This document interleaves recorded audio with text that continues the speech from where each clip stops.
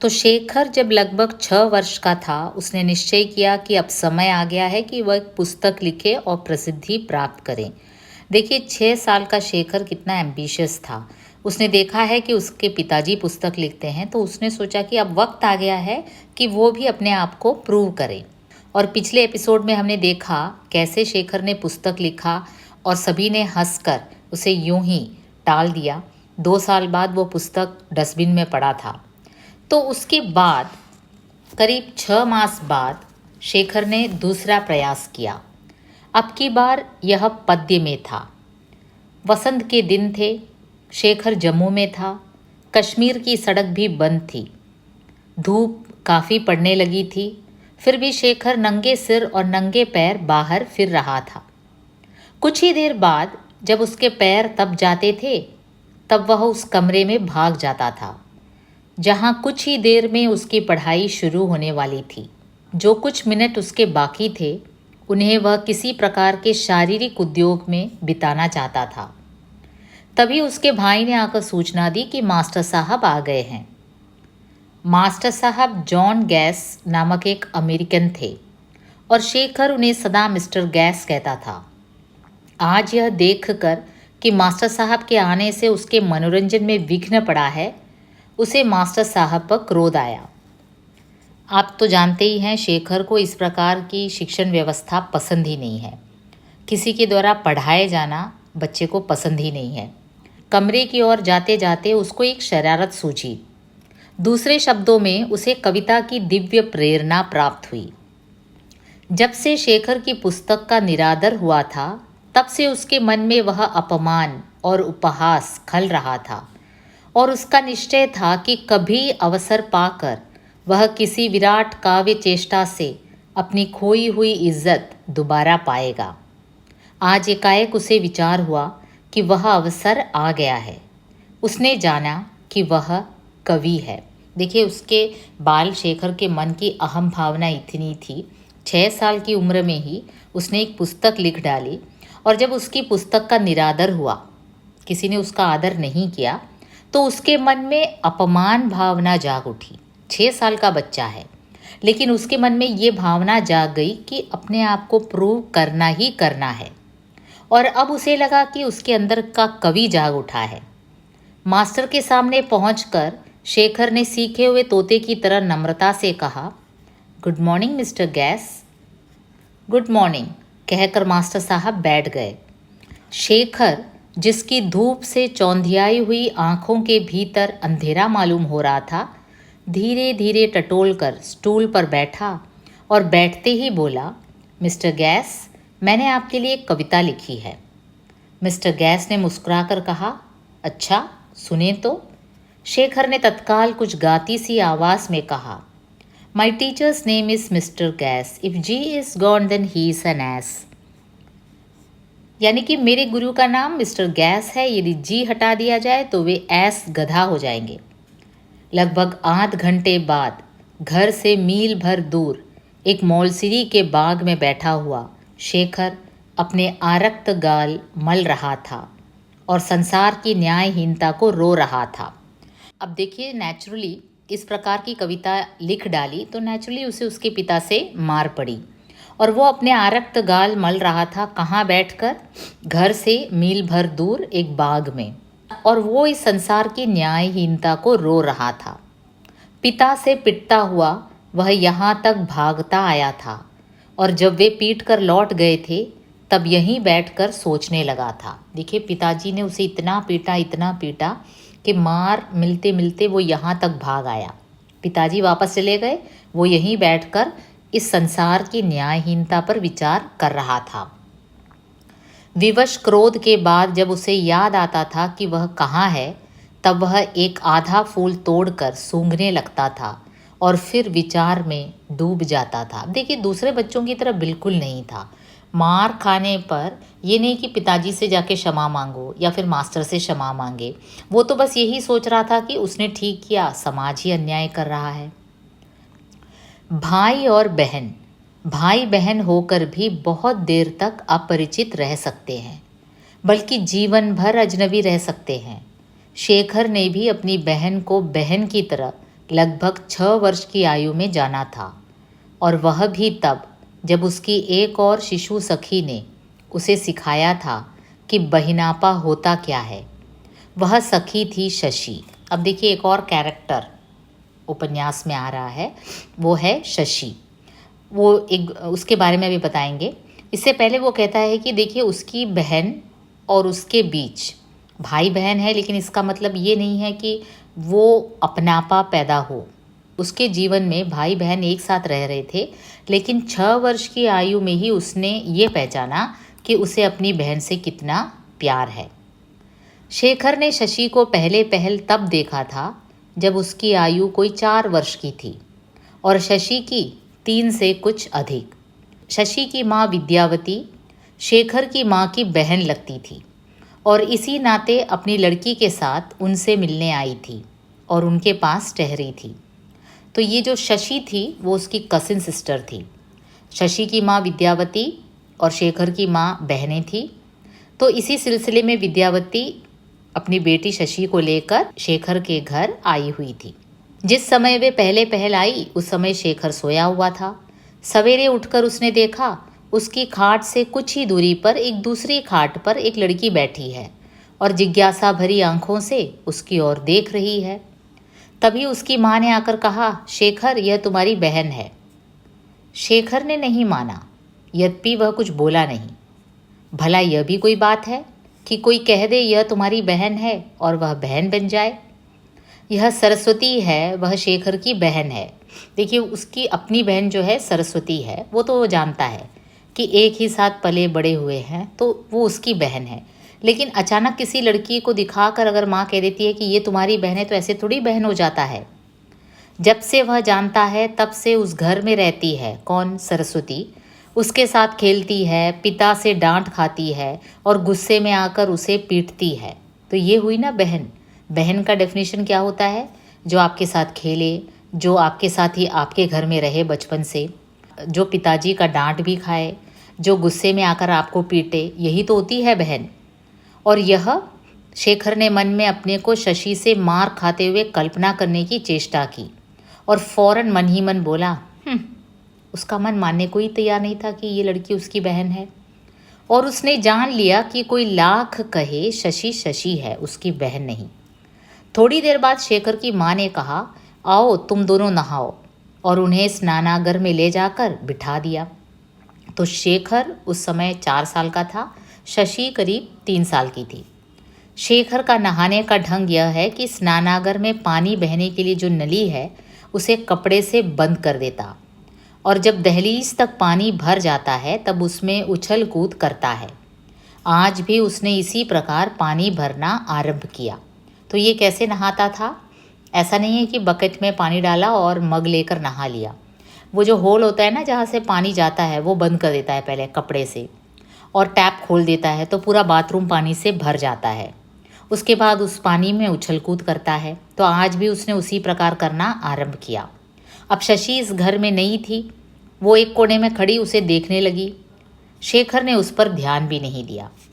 पानी भर गया, शेखर नहाने लगा। शशि फिर भी वहीं खड़ी रही। तभी शेखर की माँ फिर आई और शशि को एक छोटा सा पीतल का लोटा देते हुए बोली, ले तू इससे नहा, और चली गई। अब थोड़ी देर बाद शेखर की माँ आई।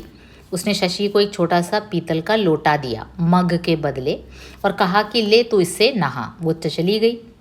शशि जब अपने छोटे छोटे हाथों में लोटा थाम कर नल से भरने लगी पानी, तब शेखर उसके पास आकर रुष्ट स्वर में बोला, यह लोटा मेरा है।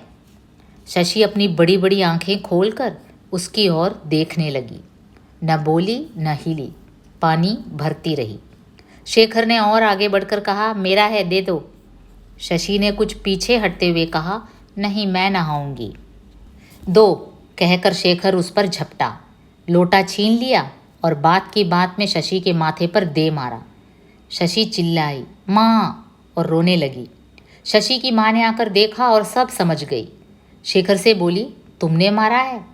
शेखर ने शशि के माथे से खून बहता देखकर झट लोटा भूमि पर रख दिया, सहमा खड़ा रहा।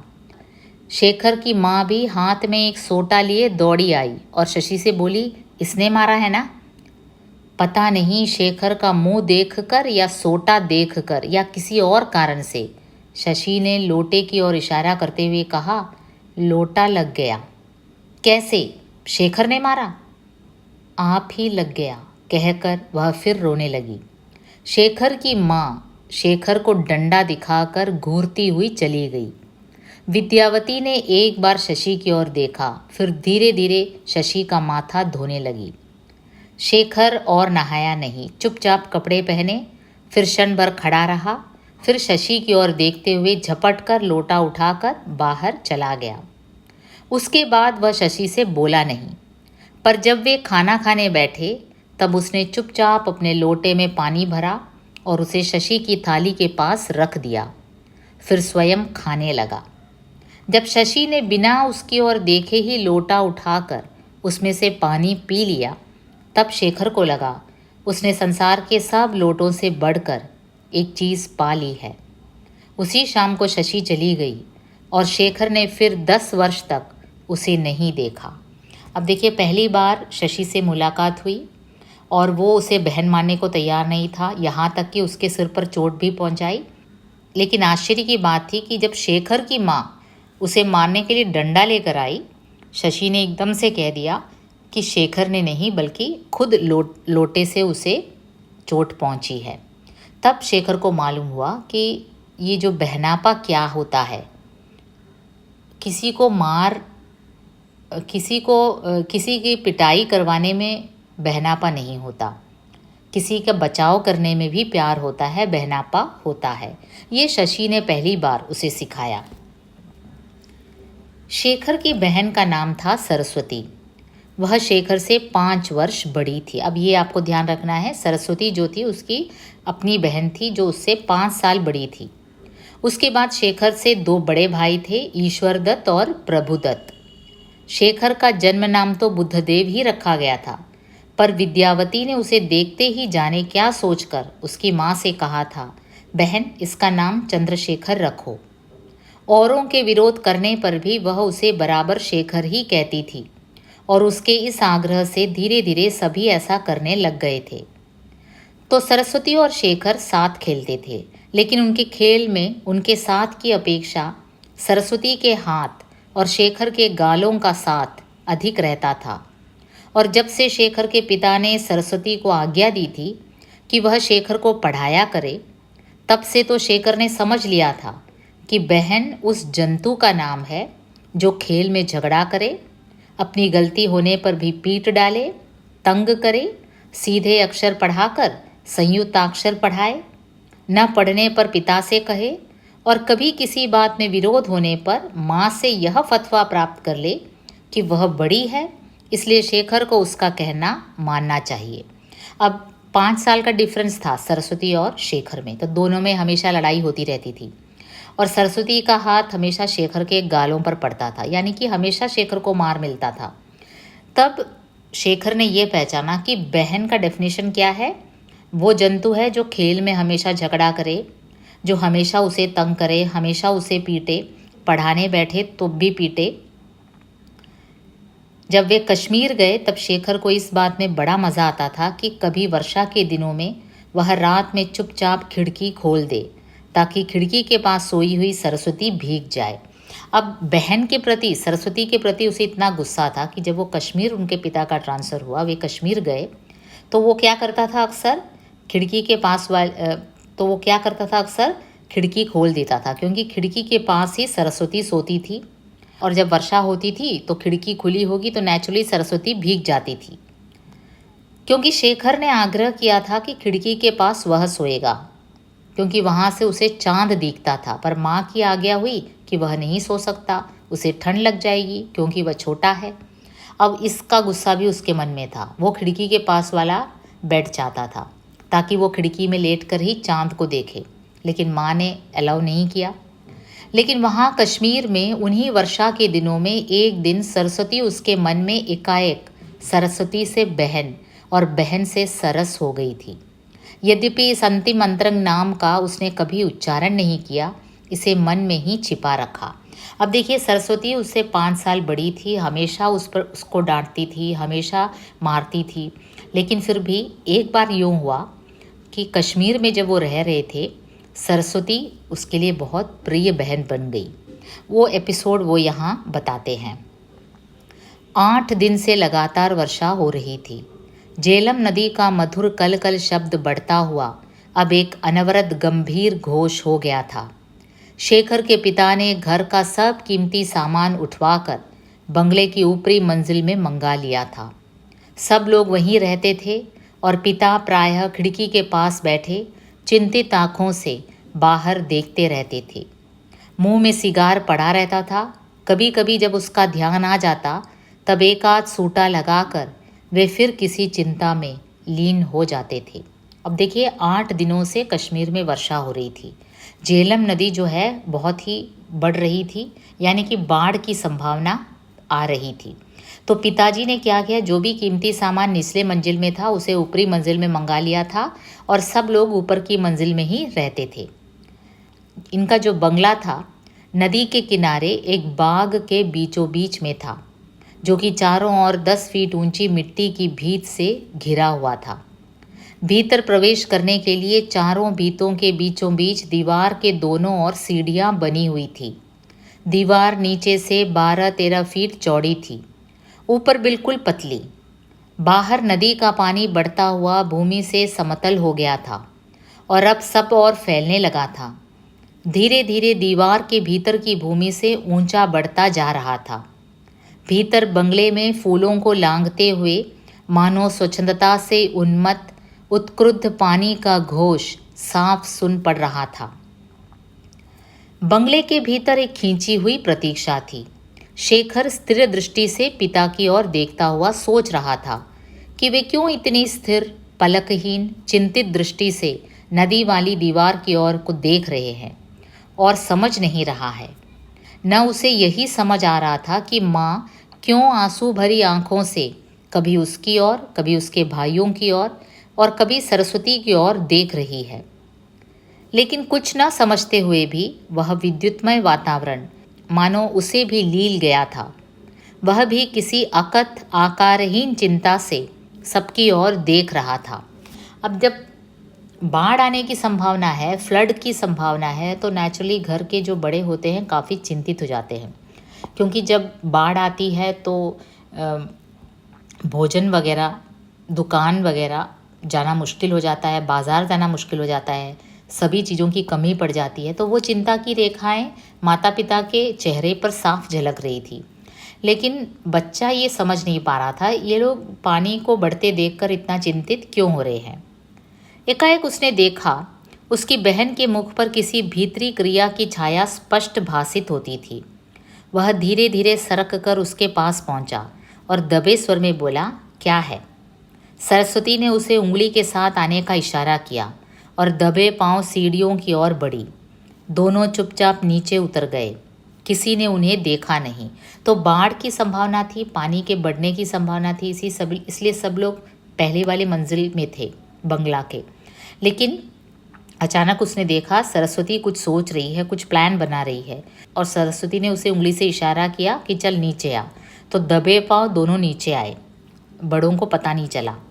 नीचे पहुंचते ही शेखर ने पूछा, क्या है?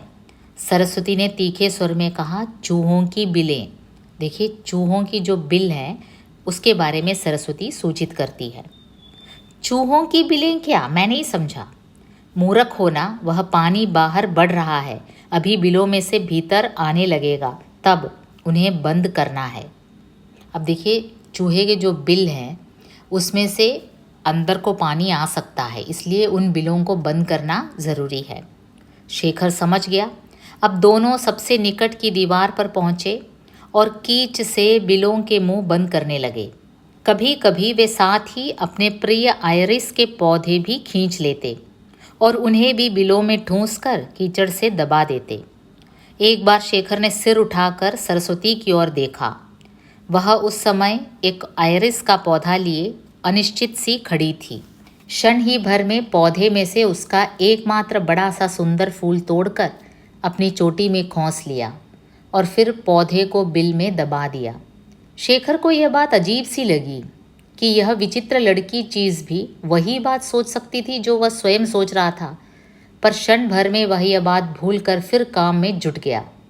उसके और सरस्वती के भी मन में यह स्पष्ट था कि वे तभी तक अपना काम कर सकेंगे जब तक भीतर उनकी अनुपस्थिति का पता नहीं लगेगा। वे यह भी अनुभव कर रहे थे कि कुछ ही देर में कुछ होने वाला है, पता नहीं क्या, और पिता कभी उन्हें बाहर नहीं रहने देंगे, और इसलिए वे अत्यंत शीघ्रता से काम कर रहे थे। किसी आसन्न विपत्ति के डर से नहीं, भीतर बुला लिए जाने के डर से। अब उनको पता था कि पिताजी को जैसे ही पता चलेगा कि ये दो बच्चे वहाँ से गायब हैं ऊपर की मंजिल से, झट से पिताजी बुलाएंगे। उनकी कमर दुखने लगी थी, पर काम अभी उतना ही पड़ा था। वे एक बिल बंद नहीं कर पाए होते कि दूसरी फूट पड़ती थी और निरंतर बढ़ती जाती थी। पानी का फव्वारा सा भीतर छूट पड़ता था। इन फव्वारों की ऊंचाई से शेखर ने अनुमान किया कि बाहर पानी भीतर की भूमि से 4 फीट ऊंचा बढ़ गया है। अभी एक प्रश्न उसके मन में नहीं आया था कि जब वह दीवार के समतल हो जाएगा तब क्या होगा। तभी पानी की गर्जन के ऊपर उन्होंने पिता की पुकार सुनी, जिसमें एक नया अपरिचित स्वर था। वे रुककर एक दूसरे की ओर देखने लगे। सहसा यह निश्चय नहीं कर पाए कि भीतर जाएं या अपना काम जारी रखें। उनके निश्चय करने से पहले ही एक झड़प हुआ, मानो पानी में कुछ गिरा हो। उन्होंने देखा कुछ एक उखड़े हुए आयरिस और दीवार में फटी हुई एक दरार में से भीतर गहराता हुआ मैला प्यासा पानी। निश्चय हो गया, वे दोनों साथ साथ भीतर भागे। अभी वे द्वार तक पहुँचे भी नहीं थे कि पानी का गर्जन असह्य हो गया और उन्होंने पाया कि वे घुटने घुटने पानी में दौड़ रहे हैं। आखिर द्वार, वहाँ पिता खड़े थे, जिनके मुख की ओर एक बार देखकर वे भीतर चले गए। उनके मुख पर वह था जो 2 बार नहीं दिखता, न किसी को दिखे। क्षण भर बाद सब लोग ऊपर की मंजिल में इकट्ठे हो गए थे। कुछ मिनट में निचली मंजिल में पानी भर गया। पानी अपने साधारण तल से 25 फीट बढ़ आया था।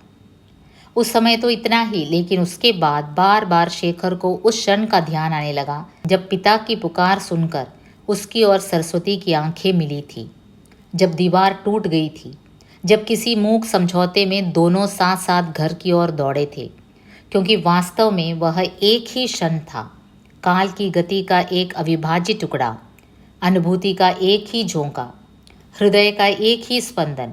और उसे लगने लगा कि सरस्वती ने उसे कुछ कहा था, कुछ बताया था, कुछ सिखाया था। क्या? अब देखिए, सरस्वती उससे 5 साल बड़ी थी, हमेशा उसे डांटती थी, मारती थी, उसे वो एक जंतु के समान लगती थी। लेकिन उस दिन के बाद उसे लगा सरस्वती उसकी एक मित्र है। उन दोनों ने उन चूहे के बिलों को बंद करने की कोशिश की, और जब बाढ़ बढ़ गया, पानी आने लगा, तो दोनों ऐसे भागे। तो उस समय पहली बार उसे लगा कि सरस्वती उसकी एक फ्रेंड है, उसके जैसे ही सोचने वाली एक दोस्त है।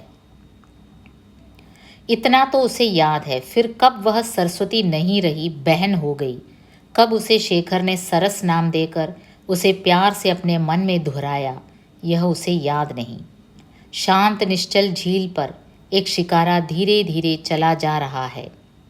झील इतनी शांत है कि जान पड़ता है कि शिकारा भी वहीं खड़ी ही है। उसकी गति का कोई प्रमाण नहीं दिख पड़ता।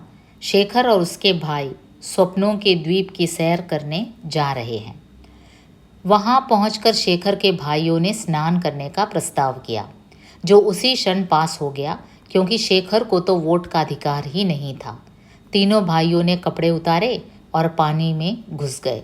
अब देखिए, भाई सरस्वती उसकी बहन के साथ जो एपिसोड है उसका वर्णन करता है शेखर, और अब देखिए उसके भाइयों के साथ एक एपिसोड हुआ। उसके जो 2 भाई हैं, भाइयों का नाम क्या है?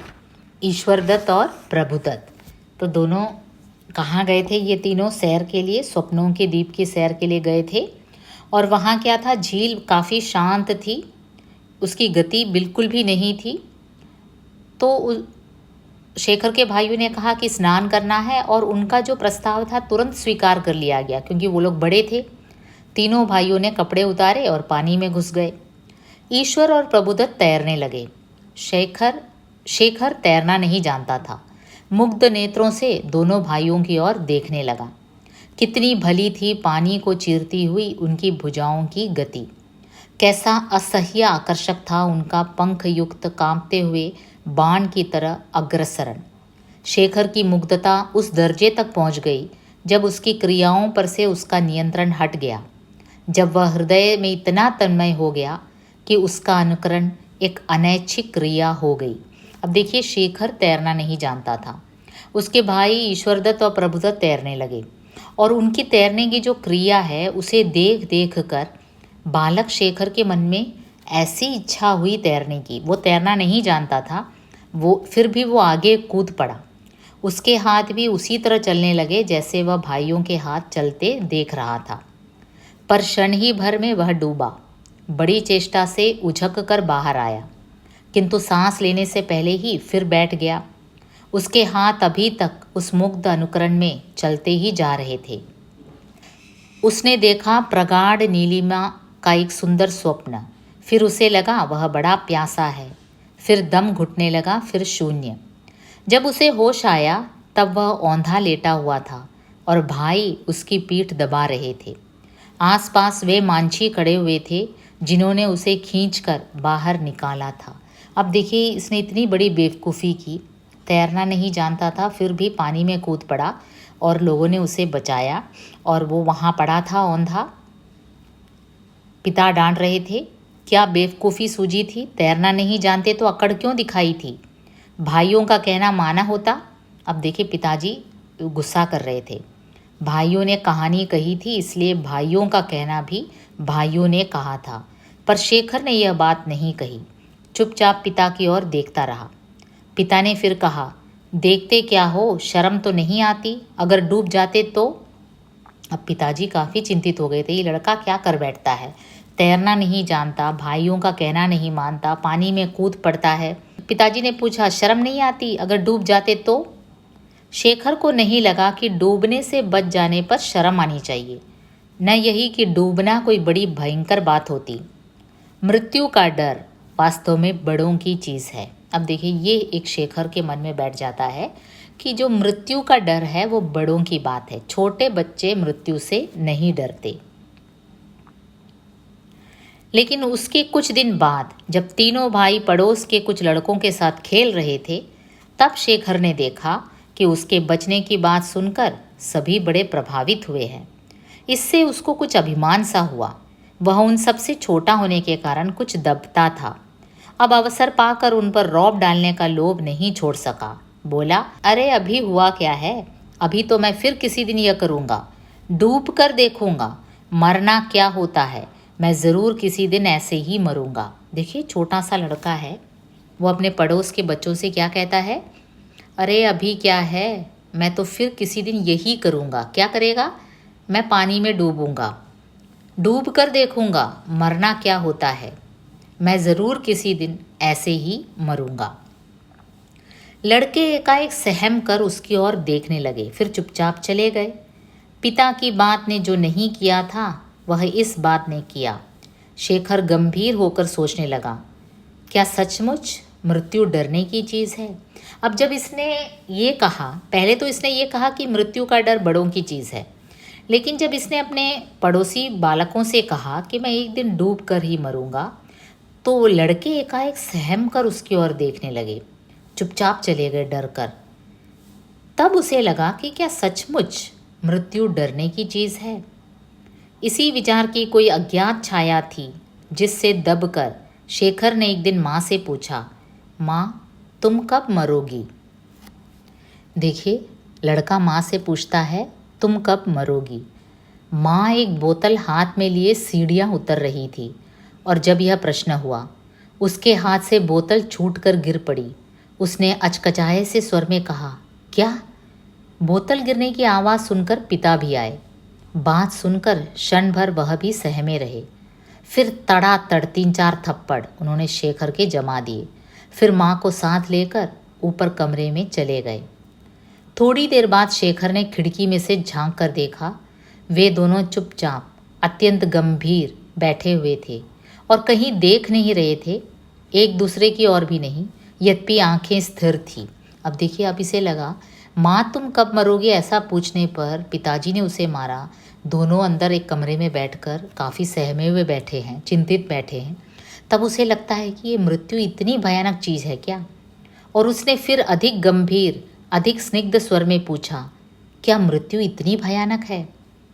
तो जुड़े रहिए, अगले एपिसोड में हम देखेंगे बाल शेखर के मन में किस किस के प्रति जिज्ञासा जागृत होती है।